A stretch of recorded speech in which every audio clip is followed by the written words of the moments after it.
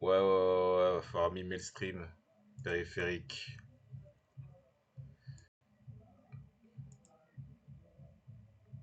Ouais, alors là, vous m'entendez avec l'autre micro, mais je sais pas pourquoi mon Blue Yeti, là, alors, je sais pas si c'est le câble qui est mort, qui est décédé. Pourtant, il fonctionnait il y a 2 secondes, hein. Enfin, je crois qu'il fonctionnait il y a 2 secondes. Je sors d'une visio, mais je sais pas si on m'entendait à travers ce micro-là ou le micro du PC. Bon, en tout cas, là, on m'entend. Comment ça va, les gens? Bonsoir, bienvenue, McCallboy. McCallboy. Bienvenue à toi. Ce soir, les gens, ça va être simple, clair, efficace. On va regarder un docu qui est sur l'histoire de Saint-Alban. Alors, je sais pas si vous connaissez un peu Saint-Alban, cet hôpital psychiatrique de je ne sais plus quelle région de France, n'est-ce pas? Et je vais peut-être pas vous raconter l'histoire de cet hôpital, parce que ça va être l'objet du docu qu'on va regarder. Mais en résumé, ça va être l'histoire de ce qu'on appelle la psychothérapie institutionnelle, c'est-à-dire ouais, une révolution dans l'histoire de la psychiatrie, l'histoire récente, hein, c'est pendant la Seconde Guerre mondiale, peut-être même avant, peut-être les années 30. Bon, on va revoir tout ça de toute façon. Ouais, je crois que c'est dans les années 30 et après ça, voilà, ça prend forme pendant la Seconde Guerre mondiale, puisque vous savez que les gens, les aliénés, les fous, les gens qui étaient en psychiatrie, là, les gens qui sont psychiatrisés, étaient ciblés par les nazis. Et il y a eu voilà une forme de résistance qui a du sens par rapport aussi à tout ce qui est derrière donc ce courant qu'on appelle la psychothérapie institutionnelle, dont le concept c'est de se dire en fait d'accord, on a des institutions qui servent à soigner les gens, mais parfois c'est l'institution qui est malade et en fait qui dysfonctionne et qui va beaucoup plus faire du tort que l'inverse. Et peut-être qu'il y a à soigner l'institution aussi. Peut-être qu'il y a à remettre en cause bah, les positions de hiérarchie des infirmiers, des médecins, etc. Voilà, toute l'organisation de l'hôpital psychiatrique est requestionnée pour aller dans le sens du soin.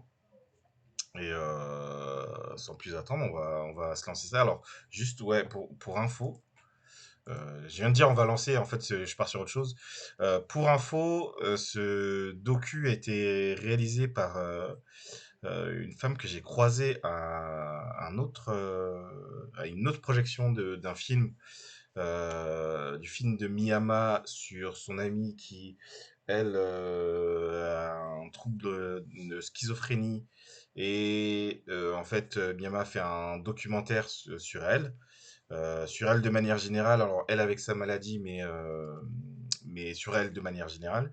Et j'avais reçu en plateau les deux pour discuter de ce film. Et il y a le replay, c'est le premier replay qu'il y a sur la chaîne secondaire. Je vais vous envoyer le lien. Alors, la chaîne secondaire, vous la trouvez là. Voilà. Chaîne secondaire. Bon, c'est bien quand il y a quand ça marche. Voilà, la chaîne secondaire, voilà, les rapplays, comme c'est écrit, voilà, pour trouver les rapplays, c'est sur la chaîne secondaire. Et le premier replay, c'est sur ce film que j'avais oublié. Donc j'ai croisé la réal à ce moment-là, du film qu'on va regarder. Et du coup, c'est là que j'ai appris l'existence de ce film. Donc à voir, peut-être, on va voir si c'est intéressant, mais j'ai envie de refaire des émissions plateau. C'est la seule que j'avais faite pour cette chaîne. Et il se trouve qu'avec le collectif Le Réseau, on a quand même, on a quand même accès à un plateau. Donc c'est possible de faire des émissions plateau. Je crois que c'est Le Réseau, non? Ou juste Réseau? Chaque fois, non, c'est juste Réseau, hein. Juste Réseau, voilà, qui est une chaîne Twitch aussi, sur laquelle on fait des émissions de temps en temps. En ce moment, il n'y en a pas trop, mais il y en aura qui devraient revenir. Et pour cette chaîne, la Psychothèque, j'aimerais faire des émissions plateau. Il y en aura notamment autour de la question de la psychiatrie. Après, il y a d'autres choses qui sont en préparation, mais qui sont sur d'autres chaînes qui n'existent pas encore, donc je ne vais pas en parler là tout de suite. Lançons-nous dans ce documentaire, n'est-ce pas?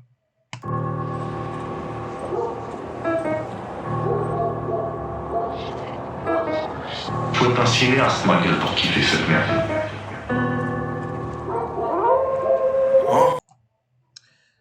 Donc, Saint-Alban, une révolution psychiatrique.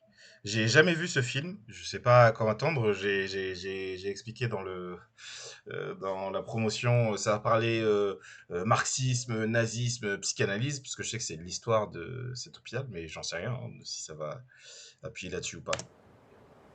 Let's go.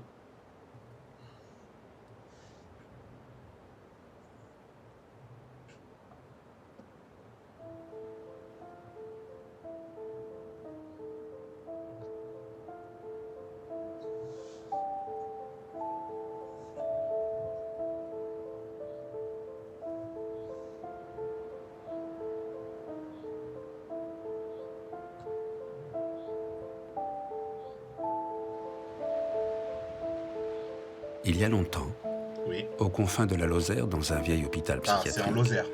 en un temps de barbarie théorisée, il y eut une rencontre. La Là, on est tout de rencontre suite de sur les 4 nazis. hommes, psychiatres et résistants. Paul Balvet, François Tosquelles, André Choran et Lucien Bonafé. Let's go. Donc là c'est Pendant la Seconde Guerre les pères mondiale, fondateurs. alors Ah que oui, l'occupation... je peux pas mettre pause juste en cliquant. Là c'est les pères fondateurs. Hein. Ça veut dire que c'est les quatre grands ninjas. C'était eux. Donc voilà, j'ai oublié Paul machin. J'avais zappé son nom. François Tosquelles, Lucien Daumaison, c'est ça? J'ai déjà oublié les noms. nazis et le régime de Vichy écrasent la On va France, se les remettre. On va se les remettre. la rencontre de 4 hommes, psychiatres et résistants. Paul Balvet, Paul François Balvet, Tosquelles, Tosquelles, André Choran et Lucien Bonafé. Lucien Bonafé. Ouais, par contre, j'ai confondu. Pendant la Seconde Guerre mondiale, alors que l'occupation nazie et le régime de Vichy écrasent la France, 45 000 malades mentaux meurent, abandonnés au cœur des asiles. Mais à Saint-Alban, il n'y eut pas plus de morts qu'en temps de paix. Ça, c'est une manière classique de présenter Saint-Alban. Voilà. Partout, il y a eu l'envahisseur nazi. Euh, Partout? Non, il y a eu un hôpital, un hôpital direct du type de gauchistes qui ont résisté. Voilà, c'est une manière de le présenter. Derrière les murs de l'hôpital, Balvet, Tosquelles, Choran et Bonafé cachent, protègent, soignent ceux que l'ordre en place menace. Maquisards, juifs, résistants. Avec la collaboration des soignants et des malades, ensemble, ils repensent la folie et brisent les barreaux de l'asile.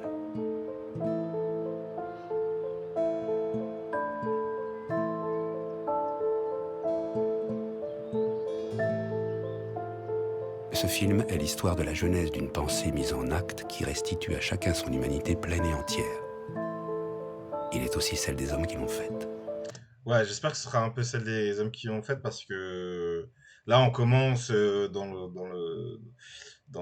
la Seconde Guerre mondiale, mais en fait, les prémices sont avant. Il y a, voilà, c'est pas, c'était la Seconde Guerre mondiale, puis les gens avaient pensé à rien et d'un coup, ils ont eu des idées. Non, il y avait des idées déjà et qui ont pris cette forme-là dans ce contexte-là. Je pense notamment à l'histoire de Dans cette François nature Tosquelles. austère, sous la neige d'octobre à juin, le château de Saint-Alban toise le village depuis plus de 700 ans. C'est un peu chiant la musique, hein. Cependant, c'est à partir de 1821 qu'il abrite des malades, des fous, dit-on, venus des alentours ou de très loin. L'hôpital est entre les mains des sœurs de Saint-Régis, pleines de bonnes intentions, mais dépourvues de formation médicale. En haut, il n'y avait pas hôpital psychiatrique, il y avait asile de Saint-Alban. Et asile, ça me semble très bien convenir, parce que c'était un lieu d'accueil pour les patients, pour les malades, mais c'était un lieu d'accueil pour nous, les réfugiés, c'était un lieu d'accueil pour tous ceux qui étaient venus après, pendant la guerre, se planquer à l'hôpital. Bon, asile, oui, c'était le nom qui convenait tout à fait.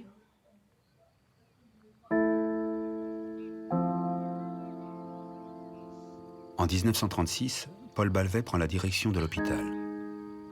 Il s'y établit avec son épouse Germaine et leur fils Olivier, âgé de 2 ans. Le couple est bouleversé par ce qu'il découvre.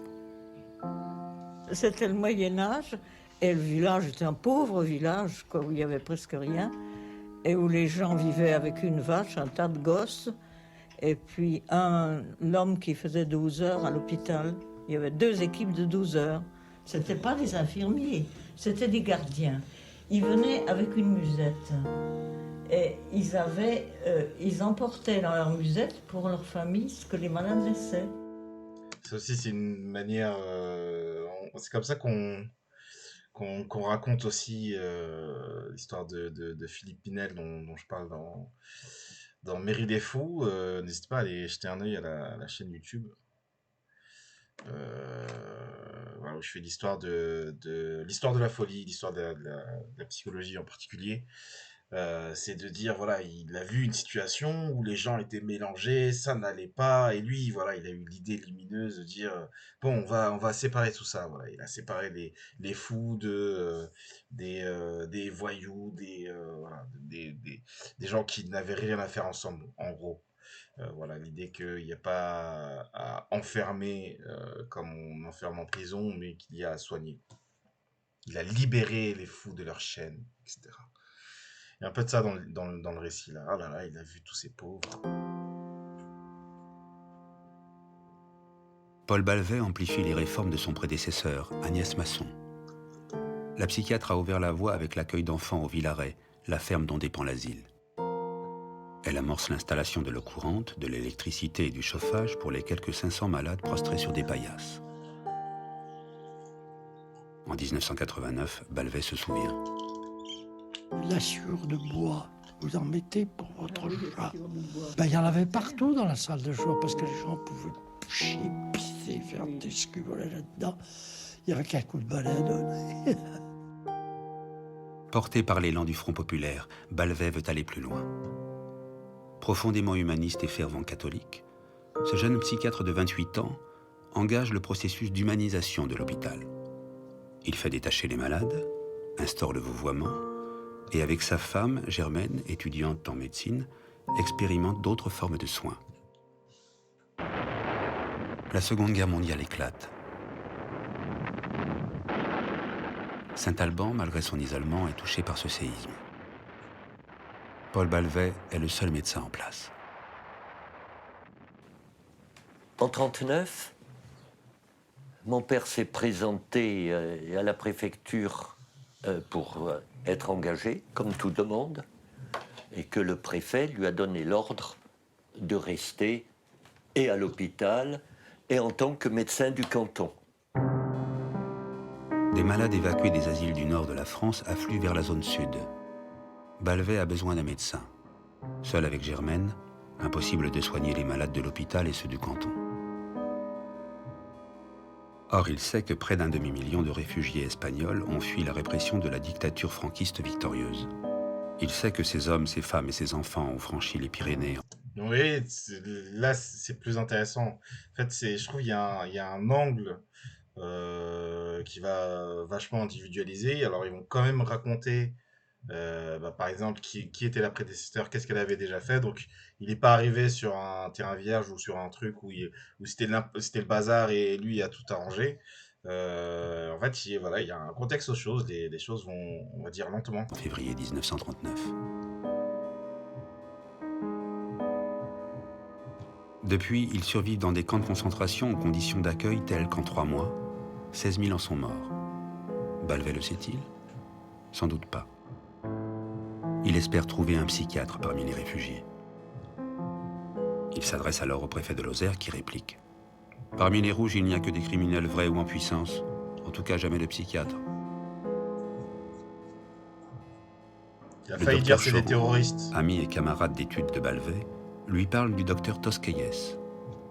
Cet antifranquiste s'est engagé très tôt dans le POUM, parti ouvrier d'unification marxiste, et encore plus tôt en psychiatrie. À 27 ans, il a déjà assumé de nombreuses responsabilités avant et pendant la guerre civile. Je valide pas du tout les choix de musique Au camp là. de cette On a l'impression qu'on est en train de regarder un fait entrer l'accusé là. Doucement, c'est un documentaire historique. On va parler de psychiatrie. Qu'est-ce que c'est que ces fond musiques? où il est interné avec d'autres psychiatres, En il plus, vient il prend sa voix, sa meilleure voix de de Christophe Machin là, de Ondelat, le gars. de créer un service psychiatrique. Qu'est-ce qu'il dit, mon père?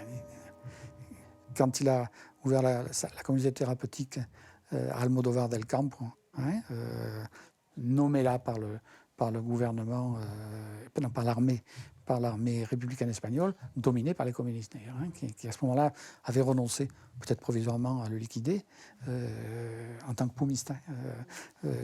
Et donc il l'avait nommé à cet endroit-là.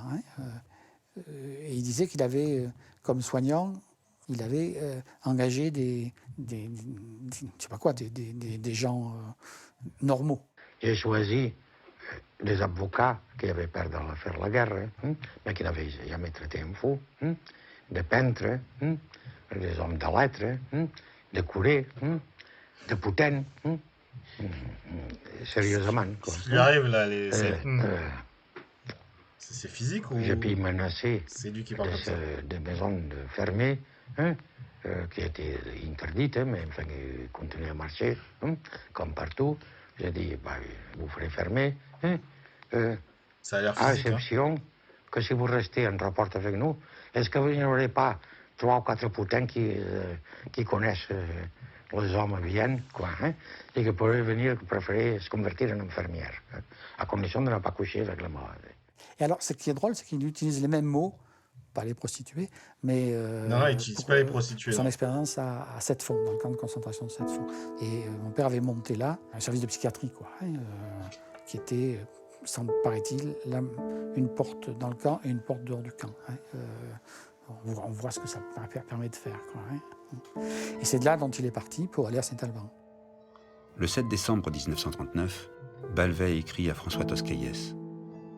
Mon cher confrère, la préfecture de la Lozère demandera très prochainement, je l'espère, à la préfecture du Tarn-et-Garonne l'autorisation pour vous de quitter Sept-Fonds pour Saint-Alban.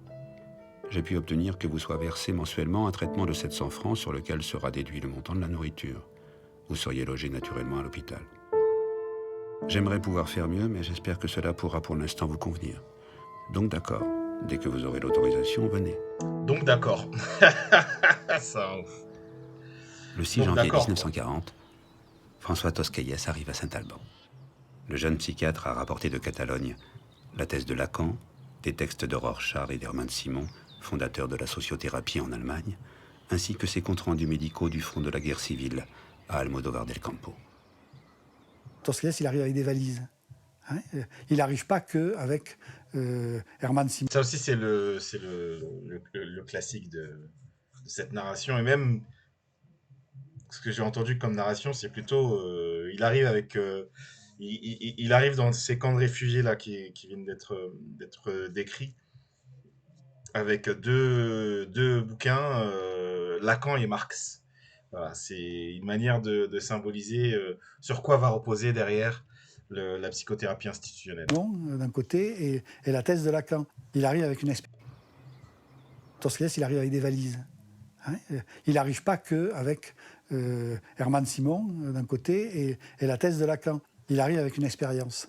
Et l'expérience de ça c'est vrai, oui. du mouvement révolutionnaire, de la contradiction, de comment gérer la contradiction, du mouvement, de l'institutionnalisation, enfin de tout ça, quoi. Des comarques aussi, pour ce qui est de la psychiatrie, et de l'échec d'ailleurs des comarques en Catalogne, parce que ça n'a pas fonctionné pour la psychiatrie. C'était un projet, mais ça n'a pas vraiment fonctionné. Il arrive avec un tas de choses avant. Des années plus tard, Tosquelles raconte. Quand même 28 ans, le Balvey gars. m'a accueilli à Saint-Alban par un hasard de circonstances assez rocambolesques.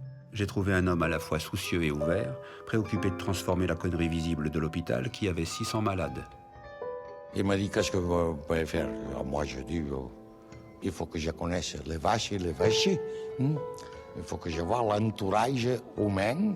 Alors, j'irai faire le tour des foires, quoi, vous comprenez? Il m'a dit, faites le tour du service. J'ai dit, non, avant de faire le tour du service, il faut que j'aille à la foire du pays. Quel Qu'est-ce que c'est que ça encore?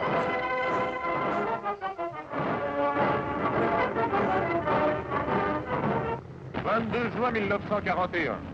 À cette date, l'Allemagne, dans une Europe désorientée par les utopies politiques, ignorante du péril mortel qui planait sur elle, prenait la tête du mouvement contre le bolchevisme menaçant l'Occident de son impérialisme sanglant. Vite, sauvez-nous du bolchevisme, quoi. La France est sous l'emprise de l'occupation nazie et du gouvernement de Pétain.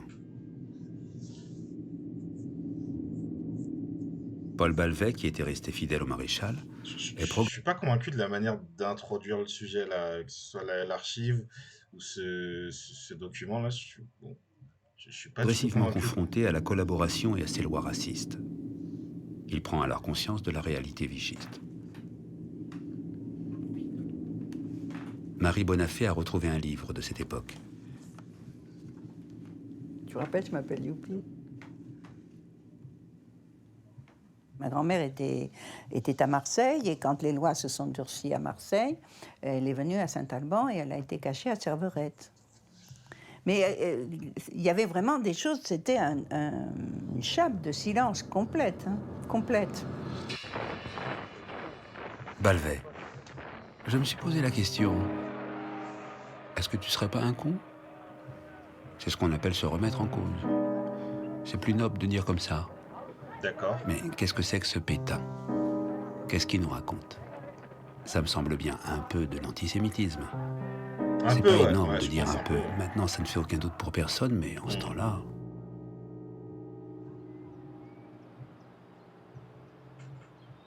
Bon, bientôt, ça fera doute pour certaines personnes. Hein. Saint-Alban Enfin, devient ça le va. refuge de ceux que l'ordre remplace pour chasse.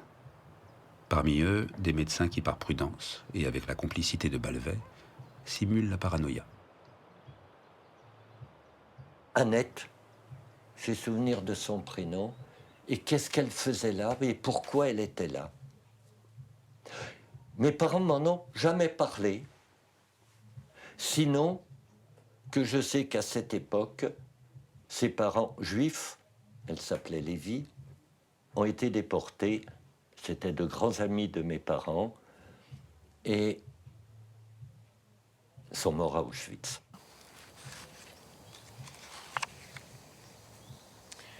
Ça, c'est Papy, quand il est arrivé à Saint-Alban, qu'il a envoyé une photo à ses Il n'y a pas de parents. Bresson, hein.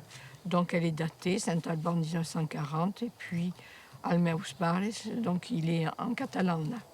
Et il signe Tosquelles. La France refusant ses diplômes étrangers, Tosquelles est à présent rémunéré comme infirmier par le gouvernement mexicain, seul pays à ne pas reconnaître la dictature franquiste. Mais il est en sécurité. Il prépare donc la venue de sa femme Elena et de leur fille Marie-Rose, restée en Espagne. La fillette de 4 ans ne connaît pas son père.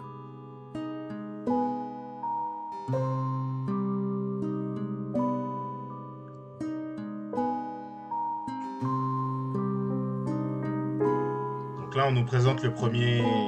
Enfin, le deuxième, hein, mais... voilà. Grand Okage, quoi.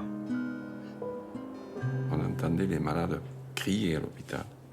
Il y avait même des personnes qui disaient le temps va changer parce que les malades sont agités aujourd'hui. Et voilà, alors tout jeune, j'ai vécu avec ça.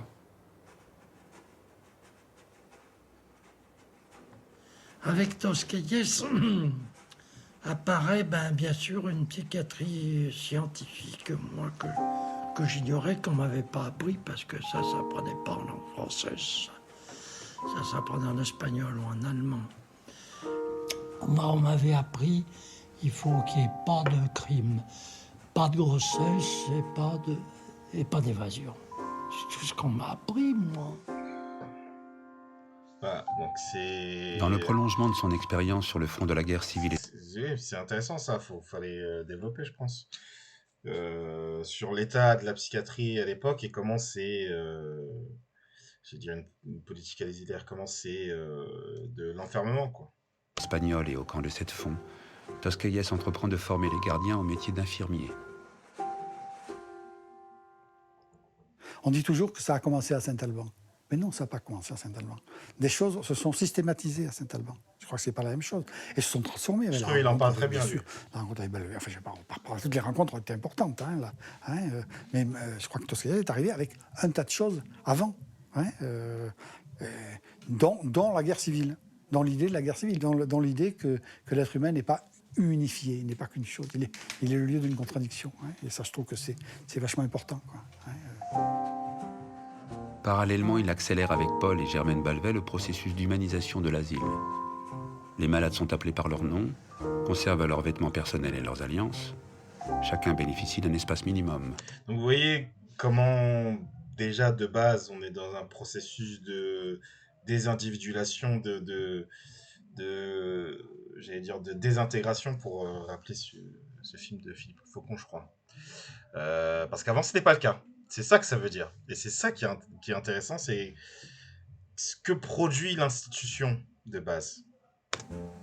Camisoles et chambres d'isolement sont désormais hors d'usage.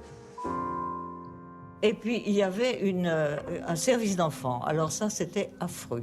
Le service d'enfants était tenu par une vieille demoiselle du pays qui s'enfermait dans sa chambre le soir avec un petit grillage pour regarder les enfants dans la salle, et gardée par 2 gros chiens, et elle avait un télescope pour voir s'ils s'échappaient, pour voir dans les champs. Et c'est une prison. Il m'a dit que le service dont il avait le priante, c'est le service des enfants, au Villaret, quoi. Que c'est réellement une écurie, quoi. Toscaïès prend sous sa responsabilité les enfants du Villaret. Tous les matins à 7h30, il apporte en traîneau le petit déjeuner et tous les soirs le souper. Là encore, il transforme. Bien le bonsoir, des enfants. Donc, qu'est-ce qu'on imagine que ça produit sur les gens? C'est-à-dire n'importe qui, voilà. Là c'est un peu plus familier pour les gens avec le confinement de comment ça rend fou, quoi. Et voilà, toute la question là qui va être développée dans le docu, c'est comment ça rend fou ces institutions, quoi. Est réorganisé pour devenir un authentique lieu de soins. Avec la guerre, le combat contre la faim est devenu primordial. Les tickets de rationnement sont insuffisants. Le marché noir se développe. Les malades internés succombent par milliers. Ben, cette période de la guerre, c'était qu'ils ne mangeaient pas trop, les malades, là, qu'ils étaient ici. Il y avait la ferme, heureusement, ici au Villaret, que le terrain appartient, là, jusqu'ici à Rome, jusqu'à la bergerie, c'était à l'hôpital. Et les malades s'occupaient, il y avait beaucoup de malades qui étaient des pensionnaires, qui étaient des paysans. Ils venaient de la Lozère, c'était la Lozère. Alors ils savaient cultiver la terre, ils plantaient des pommes de terre, ils plantaient des choux, et puis ces produits-là, donc la question du contexte à l'hôpital pour... C'est là où il a raison, Toscaïès, de dire, ok, mais j'arrive là, moi, je connais pas, en fait, c'est quoi cet environnement dans lequel vivent les gens? Je vais aller faire le tour des foires. Pour les ravitailler. C'était déjà... Ils avaient leurs produits dans la ferme. Il y avait beaucoup de jardins, que ces malades-là, encore, ils jardinaient. Ils savaient jardiner, il y avait des récoltes, des salades, tout ça. À Saint-Alban, tous s'organisent pour lutter contre ce fléau. Malades et infirmiers partent travailler dans les fermes alentours. Germaine Balvet, qui a une bonne connaissance des plantes sauvages, que des choix catastrophiques de musique, je trouve, les brefs, la transmet aux religieuses. Chaque jour, les murs de l'asile s'ouvrent. Pendant la guerre, même quand je suis rentré en 1955, on allait travailler, on prenait une équipe de malades et on allait travailler à la ferme de l'hôpital, la ferme qui était au Villaret, là-bas. On allait ramasser les pommes de terre, voilà. Bon, surtout pour les ramasser les pommes de terre, parce qu'ils faisaient des grands champs de pommes de terre. Et c'était marrant, parce que le comportement des malades, quand ils étaient dehors, avec le dedans, c'était pas pareil. Et oui. On les sentait heureux, on les sentait... Je sais pas, puis... Parce que le piano, c'est insupportable. Parce que le principe de l'asile, c'est de te retirer de la société, de te désocialiser. Et donc ça, qu'est-ce que ça produit sur un esprit? Et on voit que, en fait, ça